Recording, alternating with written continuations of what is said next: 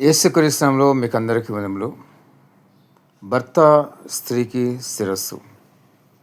మరి భర్తకి దేవుడు శిరస్సు అంటున్నాడు. ప్రతి ఒక్కరు జ్ఞాపకం చేసుకోండి. ఈ రోజుల్లో మరి భర్త స్త్రీకి శిరస్సు అంటే స్త్రీలే భర్తకి శిరస్సుగా ఉంటున్నారు.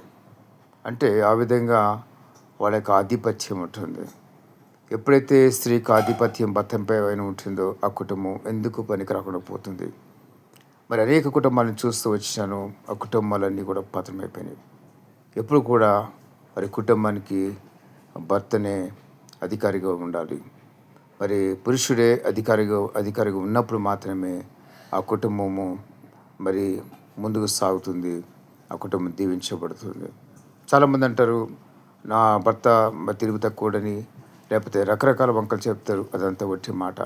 తెలివి తక్కువడైనా దేవుడు వాళ్ళకి తెలివి జ్ఞానం గురించి కుటుంబాన్ని ఎలా నడపాలో వారికి నేర్పిస్తారు. ఇక్కడ తెలుసుకోవాల్సిన విషయం ఏంటంటే, ప్రత్యేకంగా కొంతమంది స్త్రీలు, అందరూ కాదు, కొంతమంది స్త్రీలు వారు పూర్తిగా మరి కుటుంబాన్ని ఆధీనం తీసుకుని మరి పురుషుణ్ణి మరి ఉడికిస్తూ ఉంటారు. అనేక మంది చూసాను. కొంతమంది సేవకులు మరి భార్యలు కూడా ఆ విధంగా ఆ పురుషుల్ని, వారి యొక్క భర్తల్ని మరి వణికిస్తూ ఉంటారు, భయపెడుతూ ఉంటారు.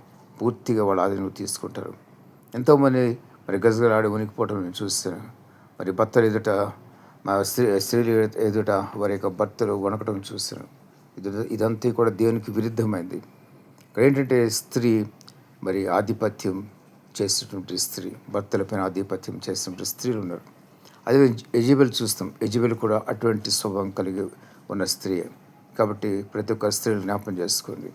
మరి యెజబెల్ వంటి స్త్రీలుగా ఉండకుండా మరి దేవునికి ఇష్టమైన స్త్రీలుగా మరి రూతు వలె ఉండండి. దేవునికి ఇష్టమైన స్త్రీగా. ఆ విధంగా దేవునికి ఇష్టమైన వారు ఎంతోమంది ఉన్నారు. బుద్ధి కలిగిన కన్యకలు ఉన్నారు. వాళ్ళైతే మరి బుద్ధి కలిగిన వారి మరి దేవుని రాకడికి మరి సిద్ధపడుచు వచ్చినటువంటి స్త్రీలు. ఆ విధంగా ఉండండి. దేవుని రాకడ వస్తుంది. లేని యెడల మరి నరకాన్ని మీరు తప్పించుకోలేరు. దేవుడి మాటలు మీకు దీవించి ఆశ్రయించును గాక. ఆమేన్.